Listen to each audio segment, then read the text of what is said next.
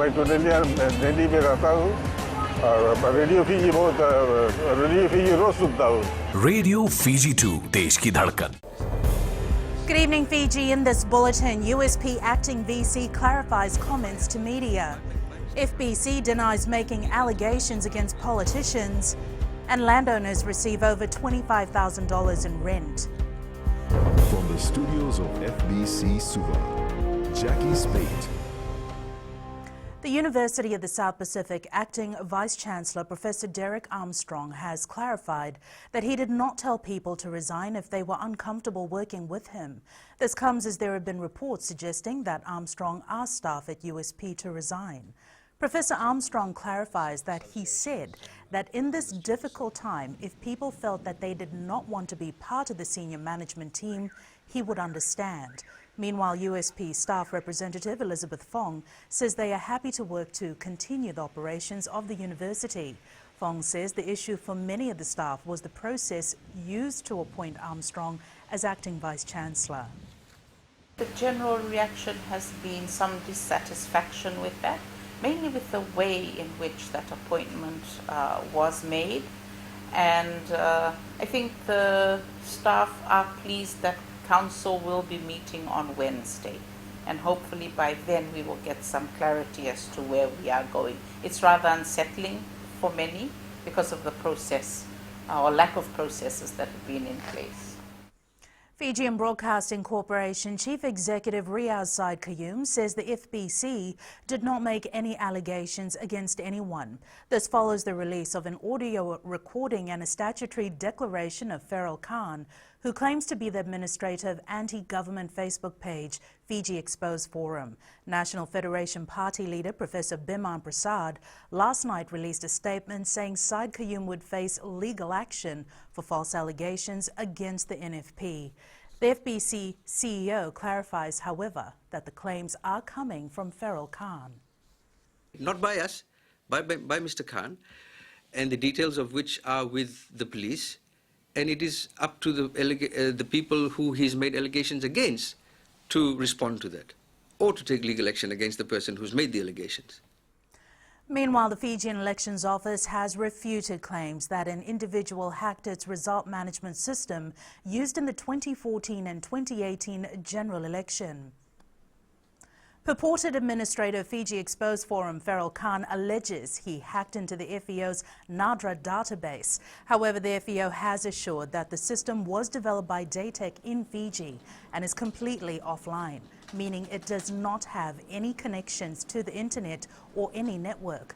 It also confirms the server has been switched off after the 2018 general election, and there's been no reason to switch it back on again. And therefore, any claims that someone managed to infiltrate this system is far-fetched and untrue. In a submission to the Parliamentary Standing Committee on Foreign Affairs and Defence, the Ministry of Education today put forward their reasons for stronger protection laws for children. The committee is deliberating Fiji's adoption of an optional protocol to the Convention of the Rights of the Child, which is on the involvement of children in armed conflict. Maggie Boyle with the story. The Education Ministry highlighted some of the trauma suffered by students during the political crisis in Fiji in 1987, 2000 and 2006. Some students even dropped out of school during those period of political crisis and afterwards. Violence became an issue, it became popular and an in thing for some students. There were also long-lasting impacts for teachers too. Experienced and qualified teachers have also migrated due to the unstable political climate of Fiji. They get affected personally, some lost homesteads, for example, teachers in the main cane farming belt of Fiji. A committee member questioned the measures by some schools to use actual arms during their cadet parades. How valuable is the use of arms for drills? Is there any value? Have you noticed any value of that? We do not think that there is a relationship between use of that gun training purposes, related to violence in school. Fiji signed the Convention of the Rights of the Child in 1993. The optional protocol to the CRC on the involvement of children in armed conflict was adopted as an international instrument in the year 2000. Maggie Boyle, FBC News. A landowning unit in Dakandrove received their second land lease rent payment. Eleanor Trangaivu reports the Matangali Voli of the Yavusa Kete in Kete village Savusavu had deposited close to 100 acres of land into the land bank. A $25,500 payout for the lease of their 96 acres of land, which has been subdivided into 14 lots and used for agricultural purposes. We've been able to process 6 out of the 14 leases, and that money is flowing back into the Matangali and to the Busa, and at the same time, land is being used for productive purposes. $115,700 was paid to the Matangali in December last year for the premium and first-year rental for the leased land. Each lot averages an area between 6 to 8 acres, with premium payment ranging between $20,000 to $30,000 and yearly rental of about $1,200 to $1,800. A total of $327,000 is to be paid to the Matangali for all 14 lots. Money that you earn out of the land bank, all of it goes back to the Itoke landowners. There's no poundage that is kept by government. So I think this is an excellent example of government working hand in hand with landowners. The lease money is normally put into the Matangali Trust, which is then used for village development purposes and improving their livelihoods. I want to thank the government for thinking of us and paying us the second payment for the lease. It's opened up development in our area, which we are now witnessing. Land deposited into the land bank is either subleased or leased by investors and farmers from the state for a period of up to 99 years. Eleanor Trangaivu, FBC News. Up ahead, Young Entrepreneur Scheme assists 2 more businessmen, and man resorts to food business for income.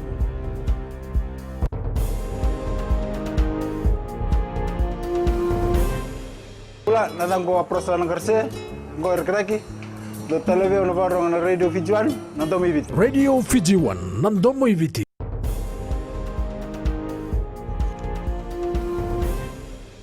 Vulnerable groups of people like the elderly are at the risk of being more severely impacted by the COVID-19 pandemic, and they should be well looked after. Today marks the World Elder Abuse Awareness Day, and Minister for Women Meriseni Vuniwanga says it is a global social issue which affects the health and human rights of millions of older persons.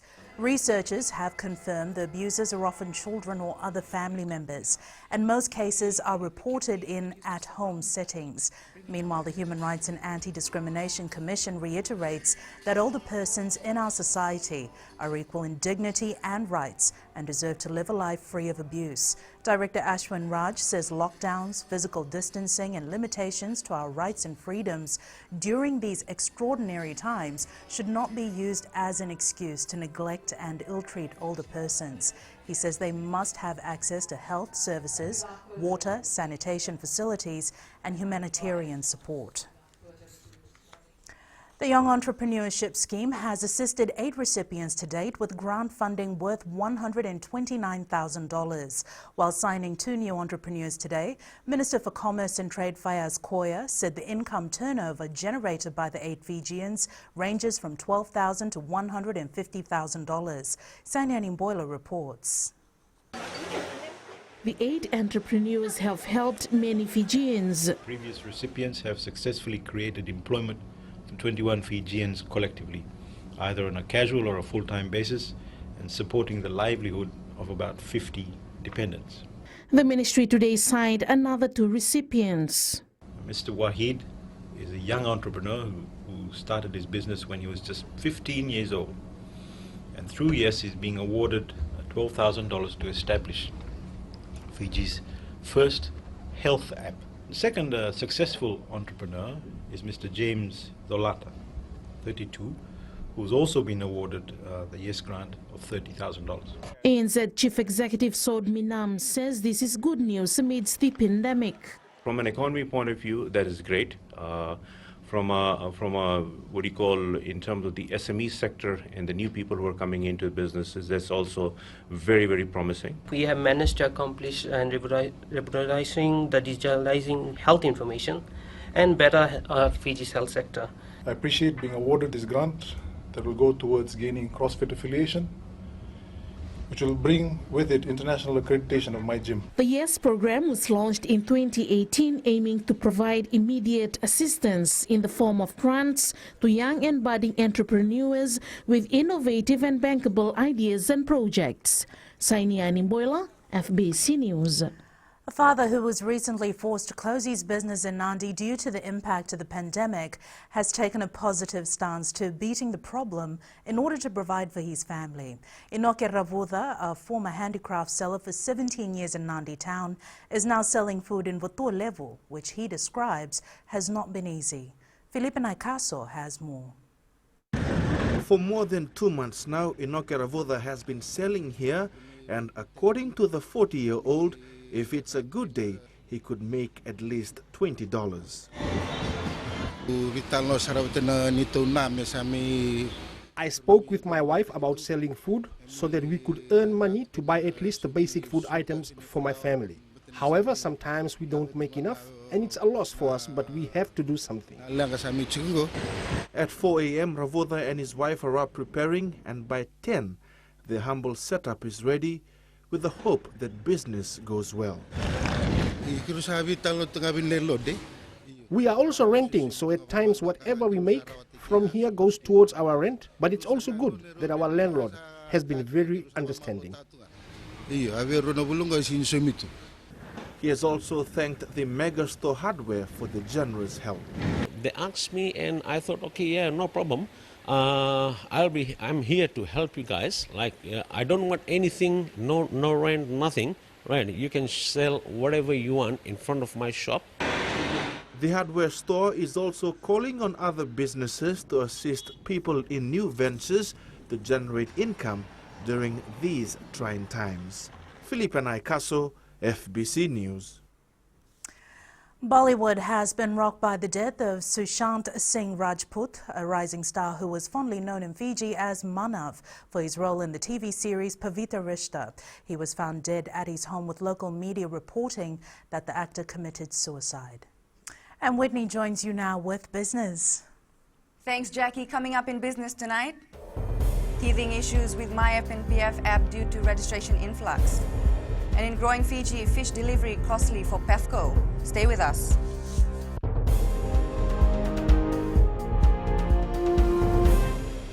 My name is Neha and I'm from Kadavi.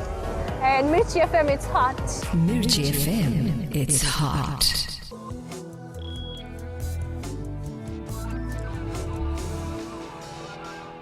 The Fiji National Provident Fund says there were some teething issues with the MyFNPF app given the volume of registration that they are receiving. Chief Executive Chochi Koroi says their teams have been working closely with members to assist them with the transition from manual to digital applications. Koroi says the fund is also diverting more resources to help members with the registration process. He says the FNPF is relying on cooperation of members and employees for the timely processing of applications and payments for Phase 2 of the COVID-19 withdrawal scheme. With the first round of payments on 23rd June for members on leave without pay and those unemployed, the fund is encouraging members and employees to submit applications through its digital platforms by Friday. The fund had received more than 5,500 applications since Phase 2 opened on the 9th of June. Well, there has been an overall decline in the number of new investors in the stock market. The trend is now slowly picking up. The South Pacific Stock Exchange had 287 new investors from January to May last year. But this year, for the same period, the number stood at 117. SPX Chief Executive Krishika Narayan says investors are looking for companies that are resilient, and these are mostly Fijian Holdings Limited, RB Patel Group Limited, and Port Denarau Marina. it's obviously because of the pandemic itself. The lockdown had a major hand in that as well, where we had no stock market activities during the lockdown period at all. So that has overall affected the number of new investors coming in. But what we are seeing slowly the trend picking up in terms of new investors coming in. We have started our investor awareness activities again. So we do expect the rebound. However, it will just take the time that it has to take. Fijians are being urged to buy locally made products, which amounts to a direct investment in strengthening the economy. Star Printed Director Sandeep Chauhan says local businesses are absorbing the cost and increasing the volume of production to support the economy. He adds buying locally will increase economic activity and it creates jobs. The flip side is cost, but cost is a byproduct of getting the volumes up. So if the volumes come up, then obviously the prices will come down as well. And with the support of the people, I think if more and more people support local businesses, because those are the ones that help you put food on the table, then we will all do well out of this. Sunifa from HFC Bank joins us now with the latest from the money market. Let's review the trading on the South Pacific Stock Exchange last week.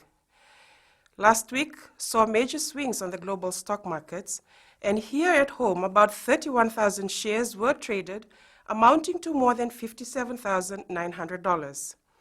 4 listed entities recorded share price changes. Amalgamated Telecom Holdings was the only security which showed a share price increase. The share prices for Kontiki Finance, Port General Marina and the Fijian Holdings all recorded a decrease. Given these price changes, the aggregate market value rose by 1.22% to close at $3.57 billion. That's a wrap from our local stock market and from HFC Bank, Vinaka. Turning to today's exchange rates as set this morning, while the coronavirus was on the rise in Beijing and the US and as much of the world plunged by racial division, the markets have been in turmoil. The Fiji dollar rose against the Chinese yuan and the Aussie dollar, gaining as well on the euro and the Japanese yen, but it showed declines versus the US dollar, Kiwi dollar and the PNG kina. Looking at the commodities, the price of crude oil dropped slightly to $35 a barrel. Gold was up a little over $7 at $1,731 an ounce, and silver gained a few cents to close at $17.48 an ounce.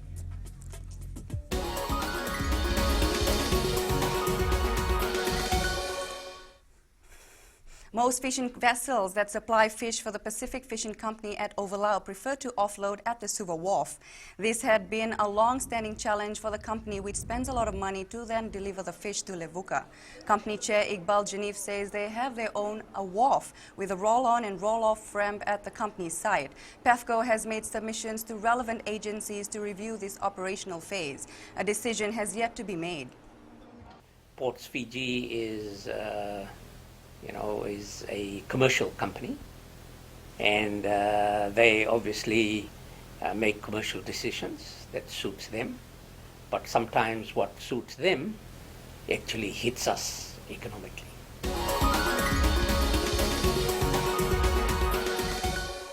That's it from Business Tonight. We now join Jamie with the latest in sports. Thanks, Whitney, and good evening in Sports Tonight.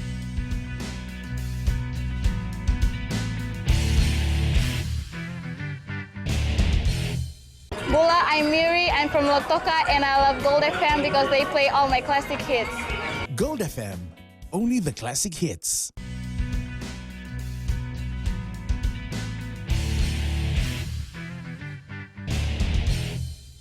Fijian Flyer Mikaele Ravalawa scored a double for the St. George Illawarra Dragons in their 30-16 win against the Cronulla Sharks in round 5 of the resumed NRL season last night. The result marks the Dragons' first win of the season, moving them up 1 place in the standings. The Blues began their Super Rugby Aotearoa campaign on a high note, claiming a 30-20 win over the Hurricanes yesterday. The return of Super Rugby to Eden Park was accompanied by end-to-end action in front of more than 40,000 people in Auckland. After a 3-month break, the return of Super Rugby action in New Zealand provides an opportunity to scout players for the Flying Fijians. Now that the Super Rugby Aotearoa is going to kick off, it's an opportunity for him to watch the players that will play in New Zealand and also, have a good feel by talking to them on their interest in representing Fiji. Netball Fiji is adamant in its goal of ensuring the sport thrives as it once did. The association is working on redesigning its plans to embrace the new normal of netball with a key focus on development. Caroline Itavi with the details. Netball Fiji President Rubian Sorevaki says maintaining proper partnership is key for the sport. I think another important area that we're focusing on is leveraging of the partnerships that we have in place already to drive the development and technical areas of the game. These are areas we need to strengthen. Fiji Pearls veteran Alessi Wanga Paul would like to play her part. She says coaching younger children, specifically at primary school levels, is on the agenda. I'm planning to retire after the next World Cup from international level, but not locally. So yes, I'm getting old, and as long as my legs can take me, I can still play. And I'm looking at the option of being a coach, especially to the little ones. Netball Fiji says their primary and secondary schools competition, which are the main grassroots development programs, are waiting on the directive from the Ministry of Education. Caroline Itavi, FBC Sports.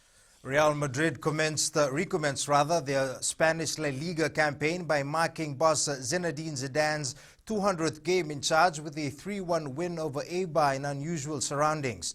The Bernabeu Stadium is being renovated, so Real are playing their remaining home games at their training ground.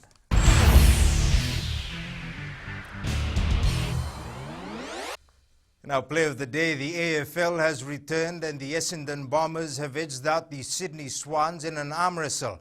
The Bombers were never comfortable but led from start to finish to prevail.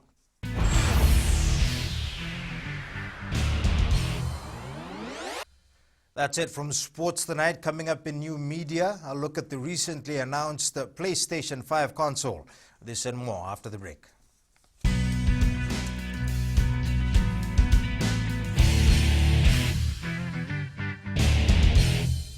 Bula, I'm Miri, I'm from Lotoka, and I love Gold FM because they play all my classic hits. Gold FM, only the classic hits.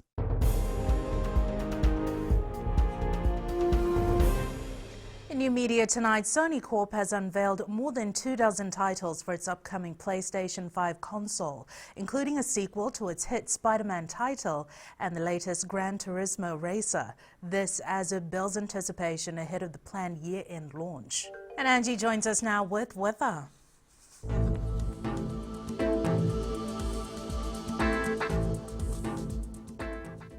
Buenas tardes and welcome to the Weather World. Hope your weekend was very jolly and exciting. Keeping the weather in mind, it definitely must have been. And today is everyone's favorite day as well. If not, let's make it, because Monday weather is getting too fine. For instance, today it was nice, cool and bright.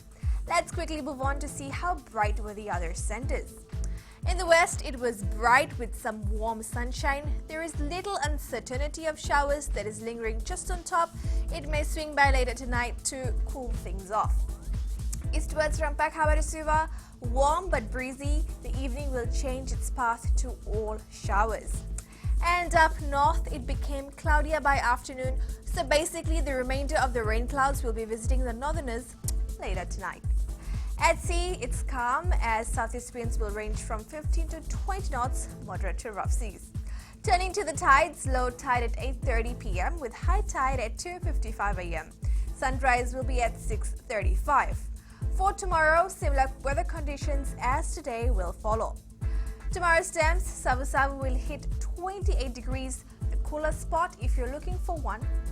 And looking further on to Wednesday, rain looks lighter to non-existing. Seems like a fine day to me. That's all the weather news from the Weather World. It's back to Jackie. Thanks so much for that, Angie. In Fijian Pulse tonight, we ask, do you think consumers still have spending power despite the effects of COVID-19?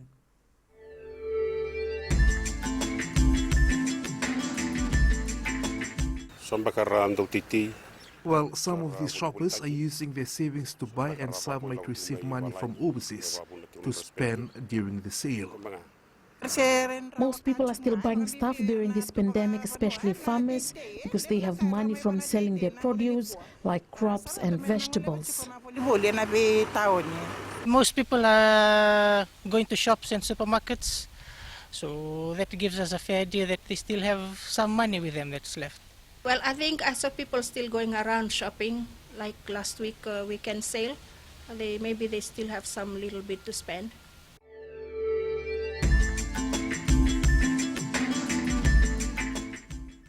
In the world of the weird and the wonderful, researchers in the US believe they could use pieces of mosquito saliva protein to build a universal vaccine.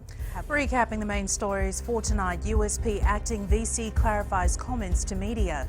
FBC denies making allegations against politicians, and landowners receive over $25,000 in rent. Now for these stories and others, tune in daily to our sister radio station Gold FM. Our poll question last week we had asked, will you be willing to resort to local holidays to help our tourism industry? 71% said yes. And this week we're asking, is Hoskins Sotutu proving to be the best candidate for the All Blacks number 8 position? Visit our FBC website to answer.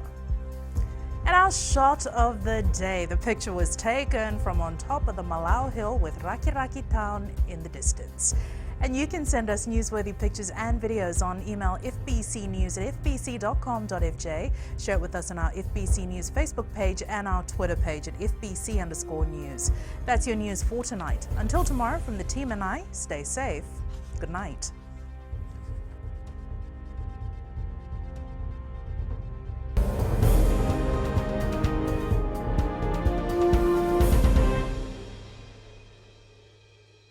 Bula, I'm Miri, I'm from Lotoka, and I love Gold FM because they play all my classic hits. Gold FM, only the classic hits.